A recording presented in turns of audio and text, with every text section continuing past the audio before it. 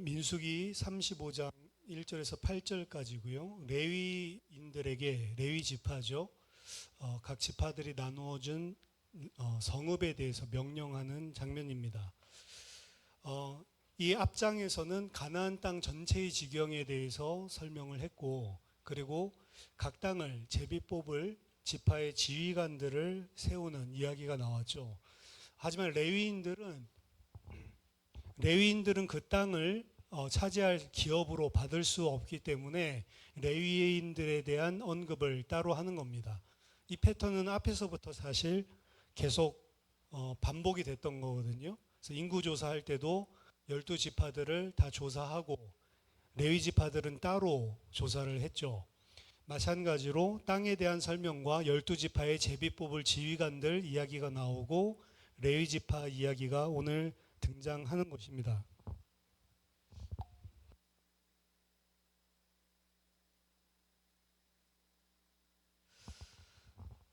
어떻게 보면 이 레위 지파라고 하는 지파는 여러 면에서 참 끊기죠.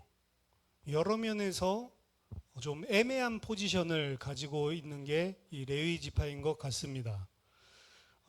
한 지파이기는 한데 이스라엘 12지파 가운데 포함되지는 않았죠. 혹시 바람 때문에 그런지 12지파 안에 포함되지 않은 것, 이것도 13지파인가 그러면 이런 궁금증을 불러일으키게 하는데, 레위 지파도 엄연히 한 지파이기 때문에 사실은 좀 애매하다라고 볼 수가 있습니다. 그리고 레위 지파를 흔히 제사장 지파처럼 이야기를 하지만 레위 지파 가운데 제사장은 아론의 직계들만 이 제사장 지파고요. 나머지는 그냥 레위인들이죠. 제사장의 직무를 돕는. 그래서 어떻게 보면 제사장이랑 똑같이 자신들의 모든 것들을 성전을 섬기고 여호와를 섬기는데 사실 쓰임 받고는 있지만 제사장보다는 좀 급이 낮죠, 아무래도. 그렇기 때문에 제사장도 아니고, 그리고 그냥 일반 12지파도 아니고 포지션 자체가 조금 애매합니다. 레위인들이 원래 하던 일은 광야에서 회막에서 봉사하는 것이었습니다. 성막은 계속해서 이동을 했기 때문에 성막을 설치하고 해체하고 성막과 그리고 그 안에 있는 기구들을 이동하는 그런 역할들을 레위인들이 감당을 했고요. 그리고 성막이 쳐지고 난 이후에는 성막에 아무나 접근하지 못하도록 경계를 서는, 보초를 서는, 그래서 이스라엘 백성들과 성막 사이에 범퍼 역할을 하는 그러한 역할들을 감당했었습니다. 하지만 대부분의 일들은 성막을 설치하거나 해체하거나 이동하는 일이었는데, 문제는 이제 가나안 땅에 들어가게 되면, 그리고 가나안 땅에 만약에 하나님이 정하신 한 곳, 예루살렘이죠. 성전이 세워지고 나면 아무래도 그 일들이 축소될 수밖에 없는 거죠. 그리고 성전이 세워지기 전까지 성막이 있다 한들 그 성막이 계속 이스라엘 지파들을 돌아다니는 게 아니고 한 곳에 설치되어 있는 거니까 사실은 성막 주변에 그렇게 많은 레위 지파 전체가 다 모여서 일을 할 필요가 있냐, 이런 차원에서도 사실은 애매해지는 그런 포지션을 가지고 있는 지파다라고 볼 수가 있습니다. 그래서 그 땅에 들어가면 이 레위인들을 어떻게 살아야 하는가라고 하는 게 아무래도 의문이 생길 수밖에 없죠. 그 부분에 대해서 오늘 규정하고 있는 하나님의 말씀인 것입니다. 이런 규정을 하는 가장 근본적인 이유는 그들은 가나안 땅을 기업으로 받지 않기 때문입니다. 가나안 땅을 만약에 기업으로 받는다면 그들이 이런 걱정을 고민을 할 필요가 없겠죠. 이게 아마 날씨 때문에 그런 것 같은데 무선 전파가 이게 계속 왔다 갔다 끊어지는 것 같습니다. 그렇죠? 답답하네요. 민수기 18장 23절에 보니까 그러나 레위인은 회막에서 봉사하며 자기들의 죄를 담당할 것이요 이스라엘 자손 중에는 기업이 없을 것이니 이는 너희 대대의 영원한 율례라. 어, 너희 죄를 담당한다라고 하는 것은 자기 자신의 아이, 잘 들려요? 저만 이상한가요? 계속 커졌다 작았다 커졌다 작았다 그런 것 같아서 레위인 자신들의 죄를 담당하는 게 아니고 이거 18장 23절 설명할 때 우리가 같이 나눴던 이야기입니다. 이스라엘 백성들이 침범을 하게 되면 그 이스라엘 백성이 사실은 죄를 가지고 있는데 그 죄를 누가 담당하냐? 레위인들이 담당을 한다고요. 그러니까 어떻게 보면 그들의 죄를 대속하는 그런 일들을 감당하는 거죠. 그리고 뒤에 보면 이스라엘 자손 중에는 기업이 없을 것이니 이는 너희 대대의 영원한 율례라. 영원히 그래서 그 땅에 기업이 없는 자들이에요. 이 레위 지파는. 그렇기 때문에 이러한 문제들이 오늘 발생한 것입니다. 오늘 1절에서 3절 읽어드리면 여호와께서 여리고 맞은편 요단 강가 모압 평지에서 모세에게 말씀하여 이르시되 이스라엘 자손에게 명령하여 그들이 받은 기업에서 레위인에게 거주할 성읍들을 주게 하고 너희는 또 그 성읍들을 두르고 있는 초장을 레위인에게 주어서 성읍은 그들의 거처가 되게 하고 초장은 그들의 재산인 가축과 짐승들을 둘 곳이 되게 할 것이라. 레위인들은 그 땅에 건너갔을 때 이스라엘 자손들이 받은 기업 중에서 레위인이 거처할 성읍과 그리고 레위인들이 가축을 칠 수 있는 목초지를 주어라 라고 명령을 하고 있습니다. 레위인들은 사실 농사를 짓지 않아요. 받은 땅이 없기 때문에 그들이 먹고 사는 것은 하나님께 드린 11조를 사실은 받아서 생활을 하죠. 11조 가운데는 곡식을 드린 것도 있겠지만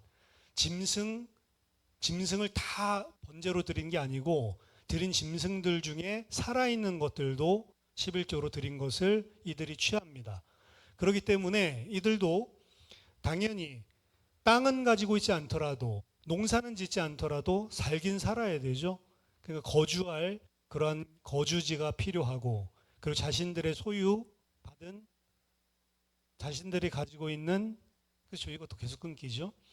그 짐승들, 가축들을 칠 수 있는 그런 목초지가 당연히 필요한 것이겠죠. 그래서 그 부분들을 이스라엘 자손들이 자신들이 받은 기업의 일부에서 레위인들을 위해서 내어주라라고 명령을 하고 있습니다.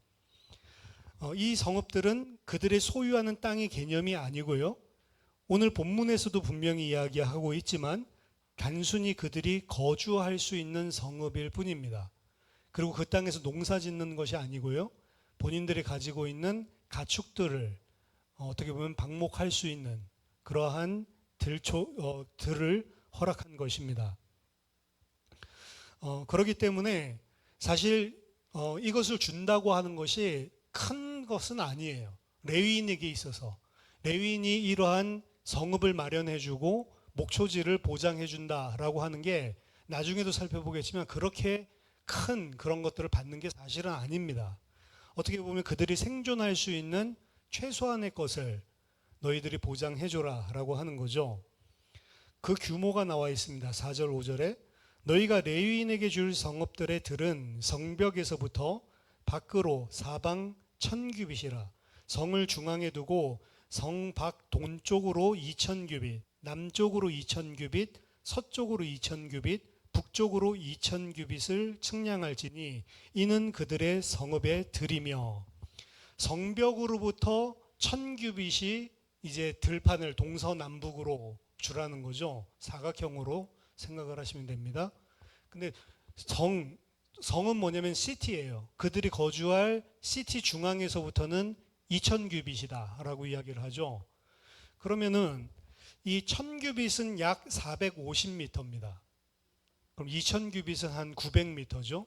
그럼 반경 한 900m 정도 되는 그러한 안에는 절반은 도시고 그리고 절반은 둘러있는 목초지로 구성되어져 있는 그러한 땅을 줘라. 물론 다 크기가 이런 것은 아니고 아마도 이 정도의 작은 규모라면 가장 작은 도시를 기준으로 이렇게 정해준 것이 아닌가라고 생각을 합니다. 이들이 가지고 있었던 땅은 그래서 이러한 작은 도시들 총 42군데를 그들이 거주할 땅으로 주고 그리고 6군데를 더 도피성으로 줘서 총 48군데의 성을 그들에게 이러한 방식으로 주라라고 하나님께서 명령하시는 겁니다. 도피성에 대한 6성읍은 다음 주에 그 다음 본문을 가지고 같이 살펴볼 겁니다. 너희가 레위인에게 줄 성읍은 살인자들이 피하게 할 도피성으로 6성읍이요 그 외에 42성읍이라. 너희가 레위인에게 모두 총 48성읍을 주고 그 초장도 함께 주되. 이들이 이렇게 받은 48개의 모든 성읍들은 가나안 땅 전체 면적의 약 몇 퍼센트라고 하면 0.1%래요. 그러니까 12지파가 사실은 12개씩 나눠 가진 거 안에 이 레위인의 땅도 들어가 있다라고 봐야 되는 거거든요.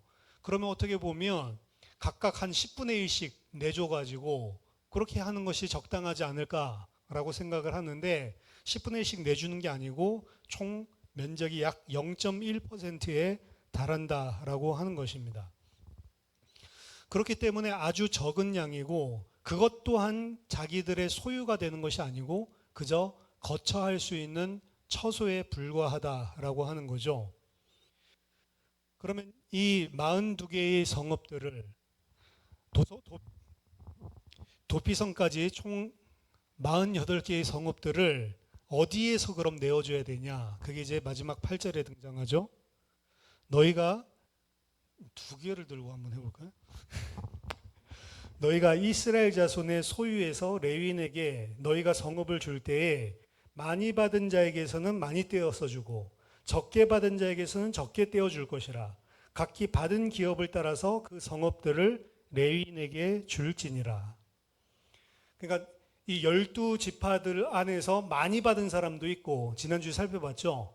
적게 받은 사람들도 있습니다. 시므온 같이 유다지파 안에 그냥 동그랗게 조금 준 그런 사람, 베냐민 같이 조그만 땅을 받은 사람들도 있고 거기에 비해서 유다지파는 많이 받았죠. 그리고 위에 보면은 에브라임 므낫세도 많이 받았죠. 많이 받은 지파들이 있는데 많이 받은 사람들은 좀 더 많은 성읍을 떼어주고 적게 받은 자는 적게 떼어주고 비율에 따라서 그렇게 나누어주라라고 이야기를 합니다. 어쨌든 간에 안 떼어주는 지파는 하나도 없어야 되는 거예요. 적은 지파도 최소한 자기가 받은 그 땅의 기업의 일부를 레위인이 거주할 수 있는 성읍으로 떼어 주어야만 한다라고 하는 것입니다. 그리고 이것은 실제로 48개 성읍을 구별해 주는 일이 여호수아서 21장에 벌어집니다. 여호수아 21장 3절부터 7절까지 읽어드리면 이스라엘 자손이 여호와의 명령을 따라 자기의 기업에서 이 성읍들과 그 목초지들을 레위 사람에게 주니라. 그 가족을 위하여는 제비를 뽑았는데 레위 사람 중 제사장 아론의 자손들은 유다 지파와 시므온 지파와 베냐민 지파 중에서 제비 뽑은 대로 13성읍을 받았고 그와 자손들 중에 남은 자는 에브라임 지파의 가족과 단 지파와 므낫세 반 지파 중에서 제비 뽑은 대로 10성읍을 받았으며 게르손 자손들은 이사갈 지파의 가족들과 아셀 지파와 납달리 지파와 바산에 있는 므낫세 반 지파 중에서 제비 뽑은 대로 13성읍을 받았더라. 므라리 자손들은 그 가족대로 루벤 지파와 갓 지파와 스불론 지파 중에서 12성읍을 받았더라. 자, 이 실제로 나누어진 목록들을 살펴보면 좀 특이할 만한 점이 등장을 합니다. 여기 보면 가나안 땅에 들어온 9지파 반만 나누어진 것이 아니고 요단 동편에 있는 2지파 반도 이들에게 내어주는 것으로 되어 있죠. 실제로 도피성은 나중에 6군데인데 도피성 중에 3군데는 요단 동편에 위치를 하고요. 나머지 3군데는 가나안 땅 안에 위치를 하게 됩니다. 그래서 사실 지금까지 철저하게 어떻게 보면 외면하는 것 같았었던 이 요단 동편에 있는 두 지파 반도 사실 이 레위 지파에게 땅을 내어주는 것들을 통해서 이 통합이 되고요. 그리고 또한 그들 또한 무지 중에 범죄 살인했을 때 어떻게 보면 생명을 보장할 수 있는 도피성이 동일하게 세 개가 세워지는 것을 볼 수가 있습니다. 그러니까 어떻게 보면 은혜죠. 하나님이 그들의 완악함에도 불구하고 그들을 저버리지 않았구나라고 하는 게 이 레위 지파의 성읍들을 나누어 주는 부분과 도피성의 배치를 통해서 우리가 알 수 있습니다.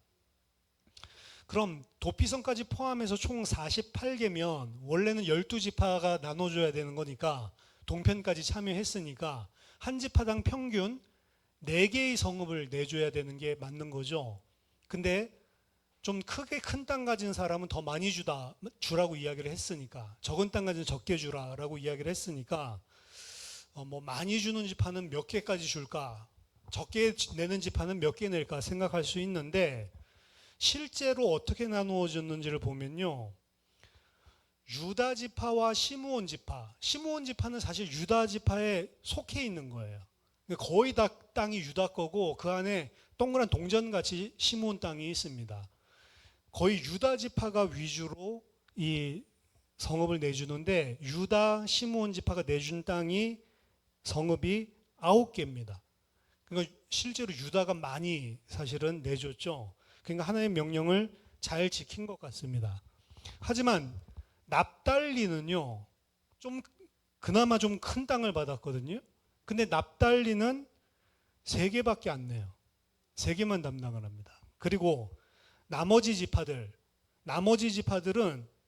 크든 작든 그냥 4개만 딱 평균적으로 내요. 그러니까 오늘 하나님이 명령하시는데 큰 땅 가진 사람들이 안 내놔요, 사실은. 안 내놓고, 큰 땅 가졌는데 좀 많이 내놓은 사람은 유다 지파밖에 없어요.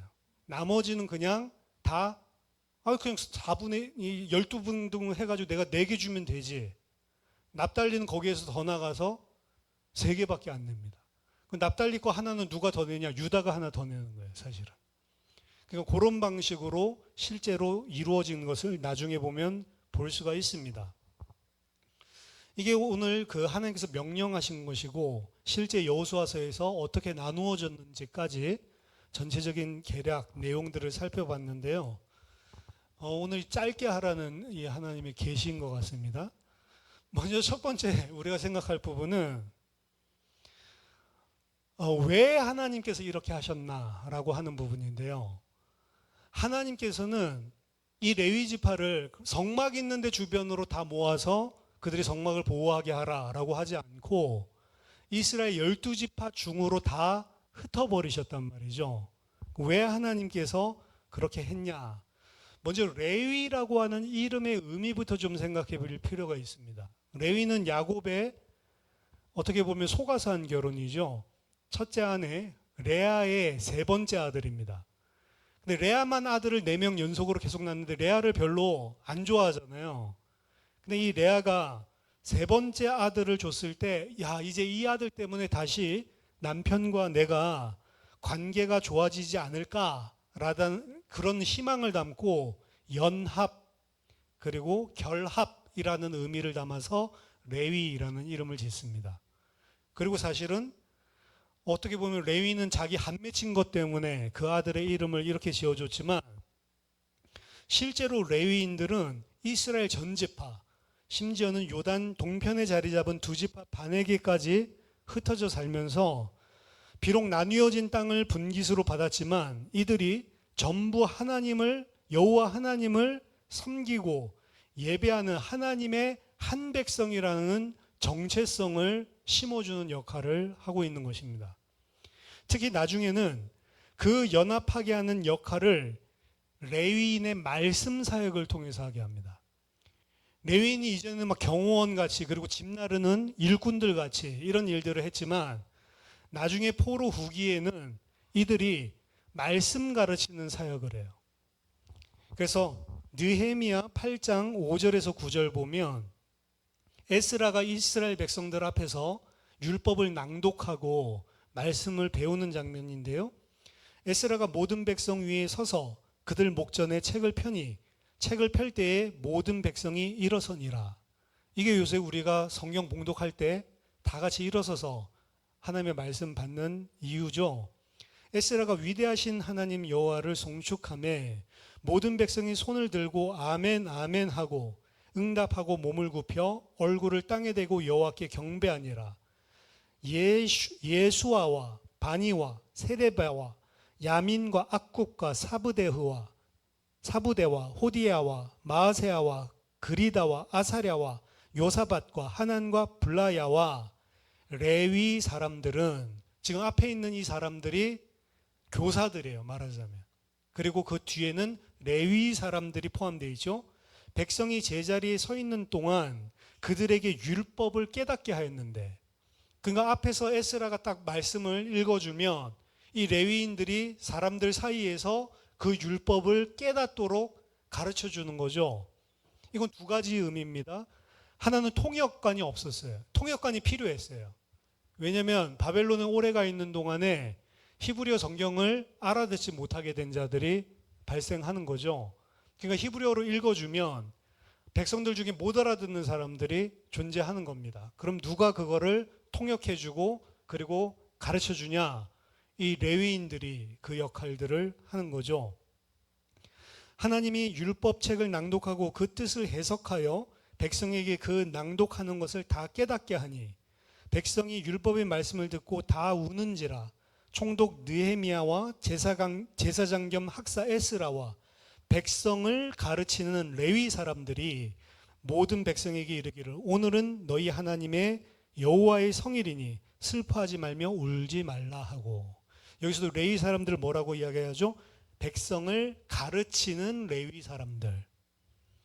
그래서 이 사람들은 어떻게 보면은 이스라엘 백성들이 하나의 민족이고 한 언약의 백성이고 하나님의 백성이다라는 것을 각각 그 땅에서 상기시켜주는 역할을 하면서 통합정책을 펼치는데, 그 역할을 감당할 수 있는 방법은 말씀 사역이에요. 말씀 사역.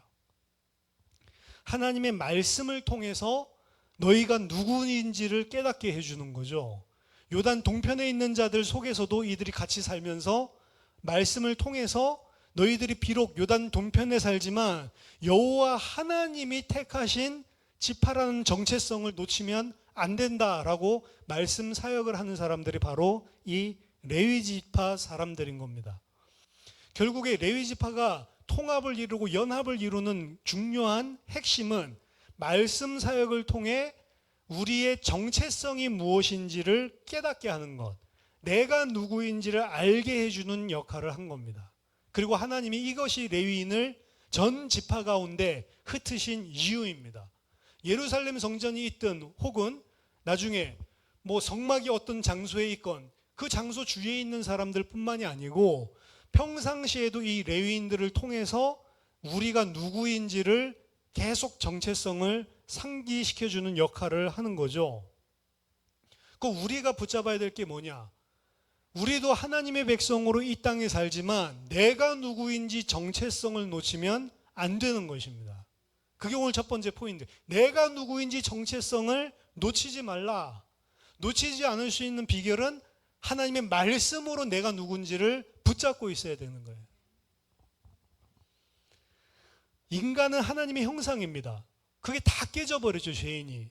근데 하나님의 백성이 되었다라고 하는 것은 그 하나님의 형상이 회복된 자들이에요. 근데 하나님이 하나님의 형상으로 인간을 창조하셨을 때 그 인간은 어떤 정체성을 가지고 있었냐? 하나님이 창조하신 모든 것을 통치하고 다스리는 왕적인 존재였단 말이에요. 그럼 내가 하나님의 자녀다라는 정체성을 갖는다는 것은 피조물에 지배당하고 사는 존재가 아니란 말이에요. 내가 다스리는 자입니다. 돈에 매여 사는 게 인간이 아니란 말이에요. 하나님의 백성은 돈에 매여 사는 자가 아니고 돈을 다스리는 자가 하나님의 백성이고 진짜 인간이라는 거죠. 왕이라고 그러니까 나중에 왕 될 생각하지 말고 나중에 새하늘 새 땅 가면 왕 노릇하겠지. 지금 이 땅에서 하나님이 지으신 만물 피조물을 통치하고 살란 말이에요. 근데 그 통치하고 사는 게 뭐냐? 제 가장 쉽게 말해 돈에 매여서 살지 말라고요. 돈을 지배하고 다스리고 통치해야지. 그럼 어떻게 해야지 통치하고 다스릴 수 있냐? 하나님이 내게 주신 복이 무엇인지 알아요. 나는 하나님의 형상으로 회복된 하나님의 백성이란 말이에요.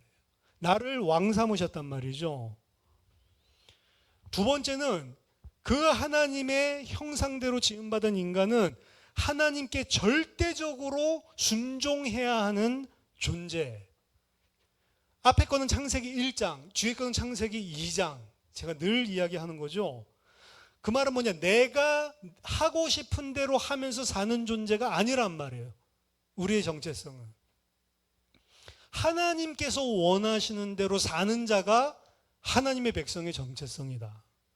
내 마음대로가 아니고 하나님 마음대로, 하나님께서 원하시는 대로. 우리는 하나님께서 하시는 그 모든 일에, 그리고 그분의 모든 말씀에 순종하면서 살아야 되는 존재다. 근데 우리는 하나님께 순종하는 게 아니고 하나님께 지배당하는 게 아니고 누구의 피조물에게 지배를 당하니까 문제란 말이죠. 그래서 나의 정체성을 찾는데 나의 정체성 두 가지입니다. 정복하고 다스리고 왕으로 모든 피조물을 그 발 아래 두라는 거예요. 두 번째는 하나님을 대하여서는 하나님께서 행하신 모든 일에 항상 기뻐하고 감사하고 전적으로 순종하고 말씀대로 사는 하나님의 백성이 되라는 거죠. 그걸 놓치지 않는 게 정체성 놓치지 않는 것이다. 그래서 뭘 할 때 이게 하나님의 자녀로서 구원받은 하나님의 백성으로 하나님의 형상으로서 지금 이렇게 하는 것이 옳은가 맞는가 정체성을 계속 상기시키라고요.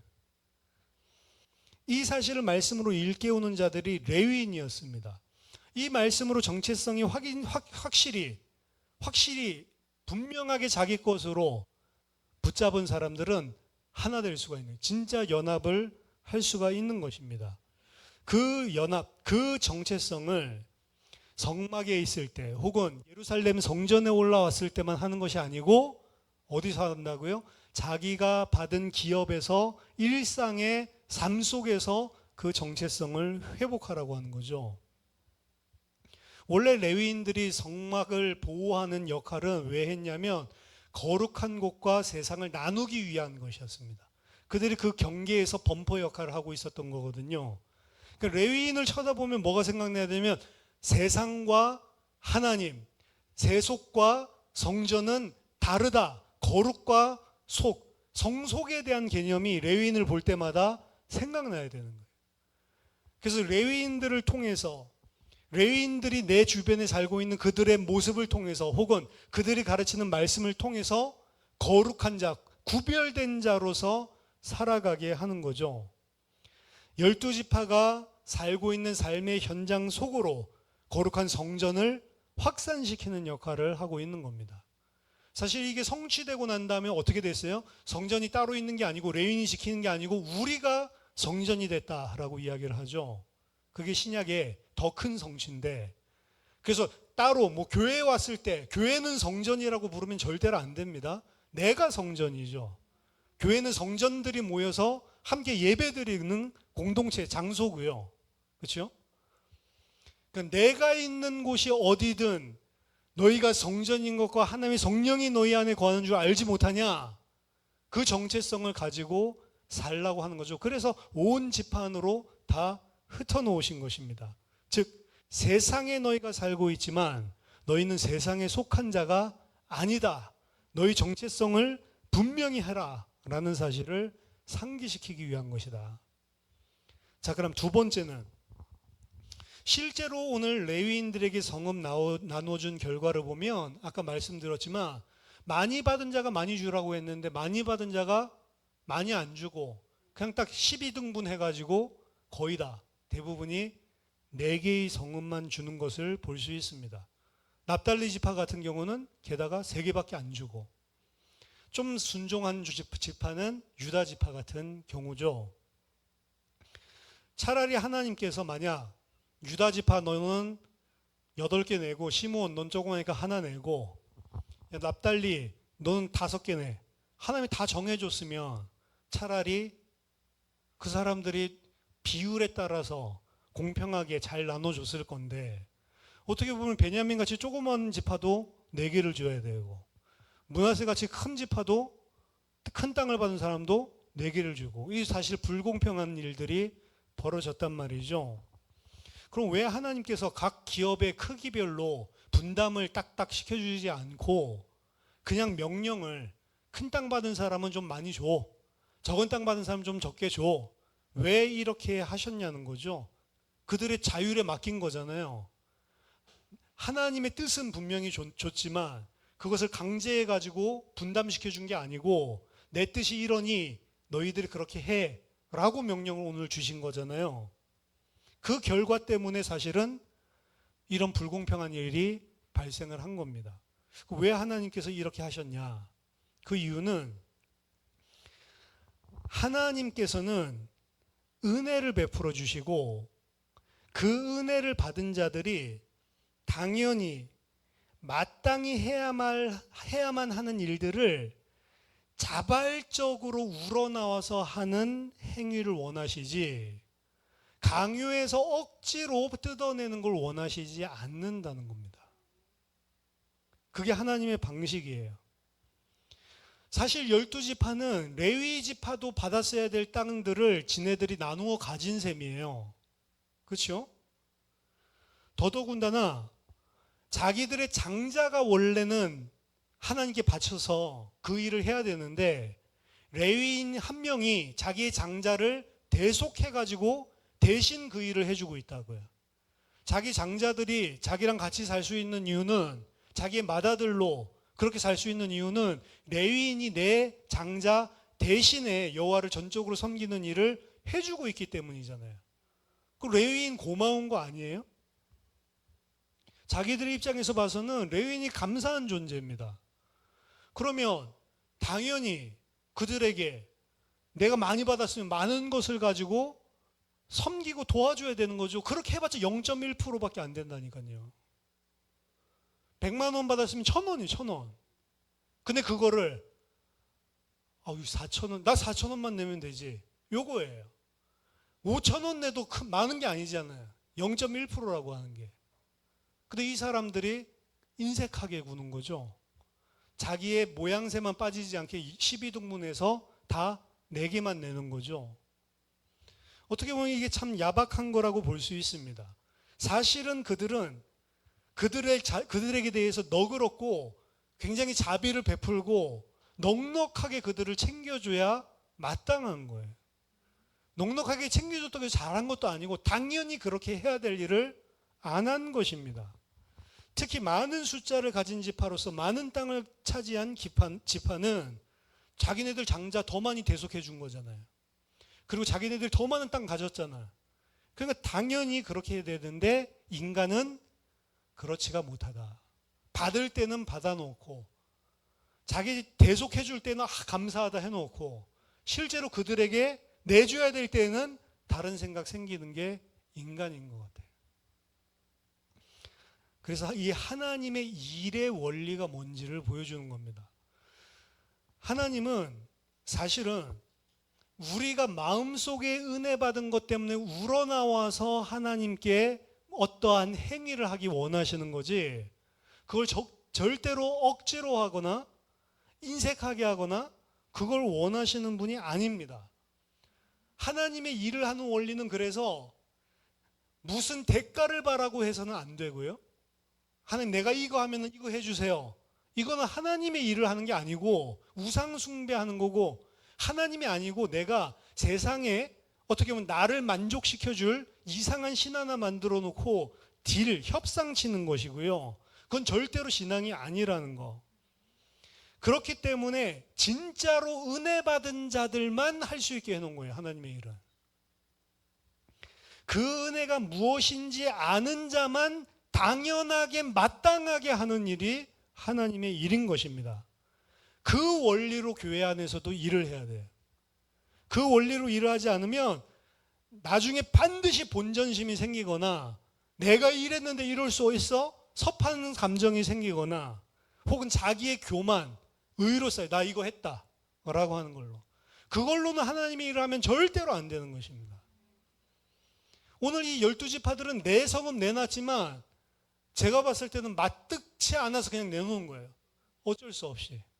절대로 하나님의 일로 내놓은 자들이 아닙니다. 이 사람들 하는 행위가. 그래서 많이 있다고 많이 하는 것도 사실은 아닌 것 같아요. 중요한 건 은혜를 받았냐 안 받았냐지. 적게 있다고 적게 하는 것도 아닙니다. 사실은. 이게 많고 적음이랑 상관이 없이 하나님의 일은 진짜 은혜 받은 사람만 할 수 있어요. 근데 다 은혜 받은 것 때문에 하죠. 근데 이 하나님의 일을 원리를 모르면 은혜 받아서 해놓고는 내가 했다라고 생각을 한다고요. 그게 교회 안에 모든 일하는 사람들 안에서 벌어지는 문제입니다. 사실은.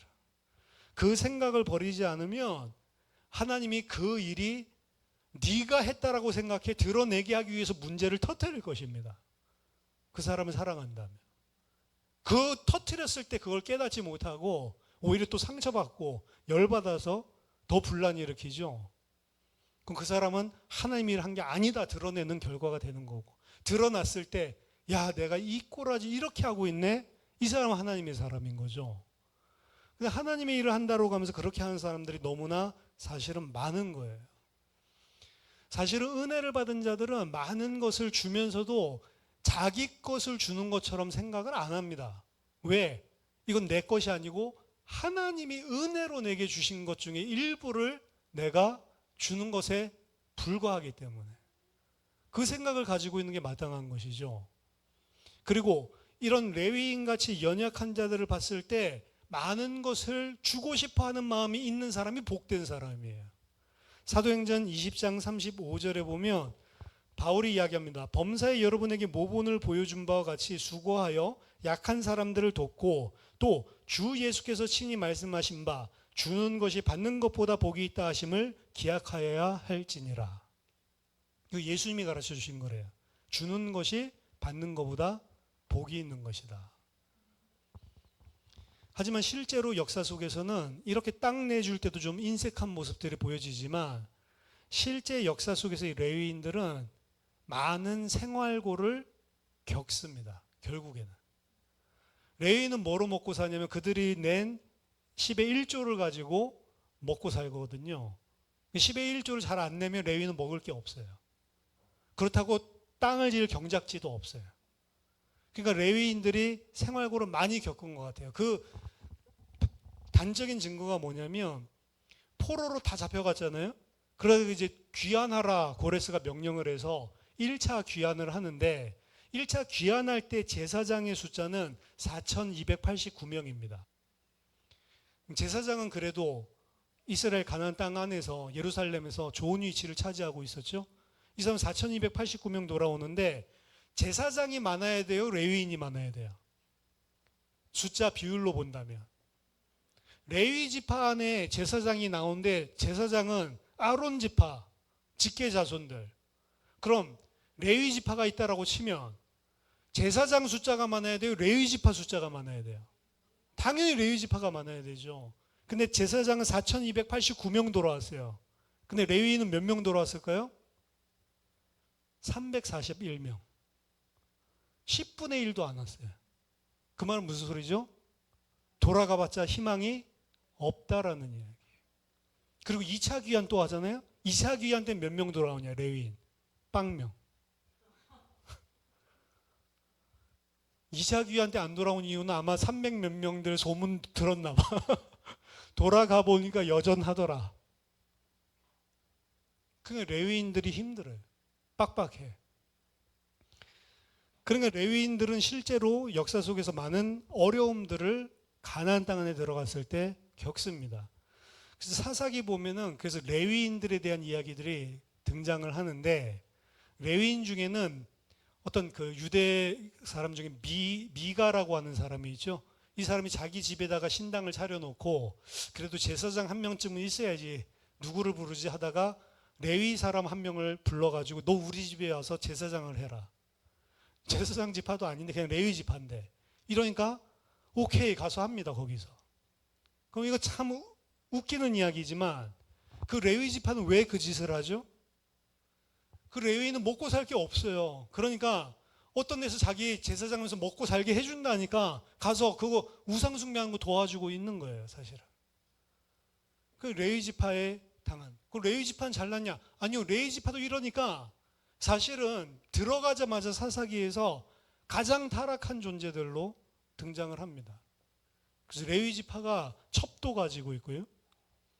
그 레위 지파가 사실은 자기가 정해진 그 성읍에 머물러야 되잖아요. 그 아사브, 앉아있다라는 표현을 쓰는데 야사브라는 표현을 쓰는 게 맞는데 게르, 구루라는 표현을 써요. 그 말은 뭐냐면 떠돌아다니는 걸 말하거든요. 그러니까 거기에 정착 못하고 그냥 떠돌아다니면서 밥벌이 하면서 살면서 보부상처럼 첩도 드리고 이러면서 살고 있어요. 레위인의 모습들이. 어떻게 보면 레위인 자체도 자기의 정체성을 다 놓쳐버렸고, 그리고 그 레위인 자체들이 정체성을 놓치니까 이스라엘 백성은 레위인을 쳐다보면서도, 그리고 레위인에게 말씀 들을 수도 없는 거죠. 레위인을 쳐다보고서도 우린 거룩한 자지 생각을 못하는 거죠. 그게 이스라엘이 무너진 이유. 그 이유는 뭐냐? 하나님이 허락하신 은혜를 은혜로 깨닫지 못한 것에부터 시작하는 거예요.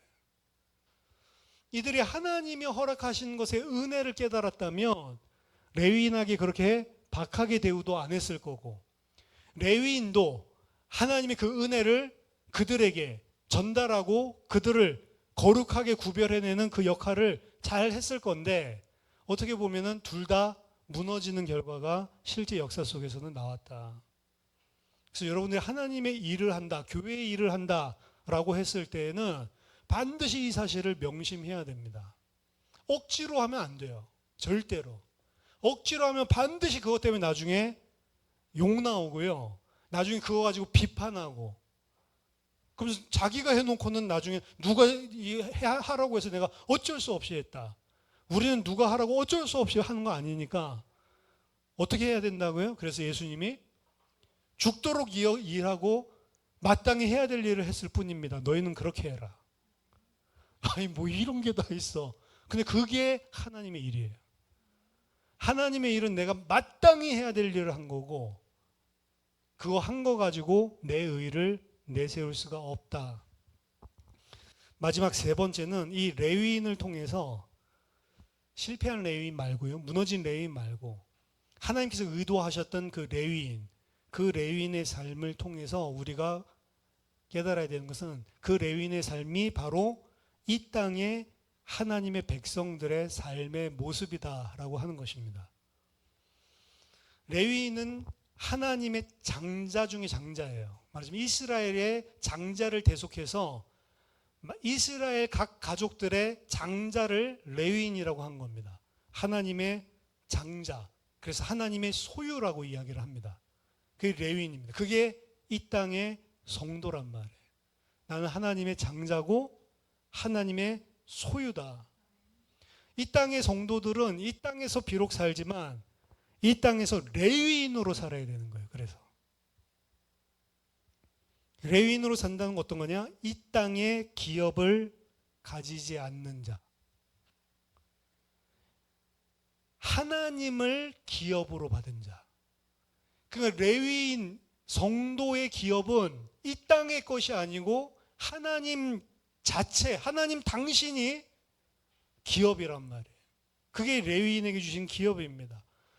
즉 이 땅의 것에 소망을 두지 않고 위의 것에 소망을 두고 사는 사람, 이 사람이 레위인이에요.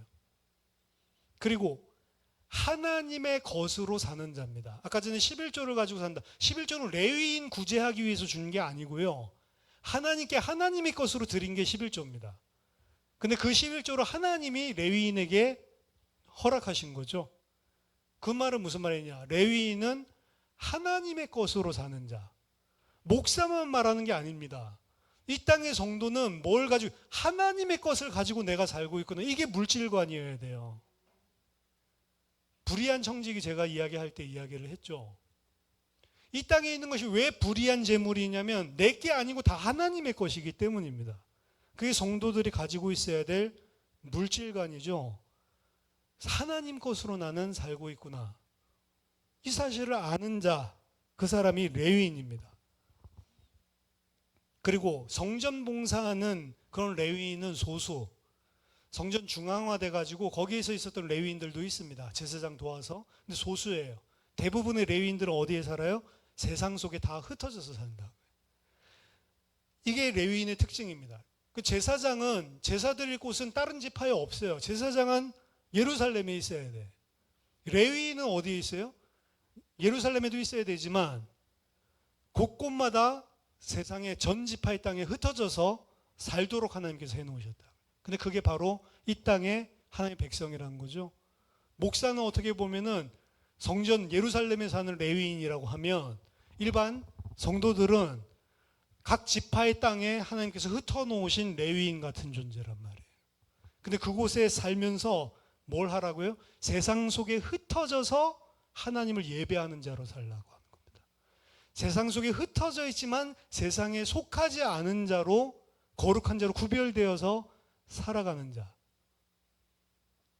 나는 레위인이구나, 이 땅에. 아까도 첫 번째 정체성 이야기를 했지만 그 정체성을 사실은 좀 풀어서 설명한다면 이 레위인이 하나님 백성의 이 땅에 사는 정체성이다라고 볼 수가 있습니다. 그래서 여러분들 레위 지파예요, 사실은. 어떤 막 한국이 어떻게 보면은 민족 중심적으로 하는 사람들은 우리는 단군이라서 뭐 단지파다 뭐 이렇게 이야기를 하는데 그런 이상한 유튜브 보지 마시고 단지파가 아니고 영적으로 본다면 레위 지파예요, 우리들이. 그리고 그 레위 지파 중에서도 사실은 제사장이라고까지 해주는 거예요, 하나님이. 너희들은 택하신 족속이요 거룩한 왕 같은 제사장이다라고 이야기를 하죠.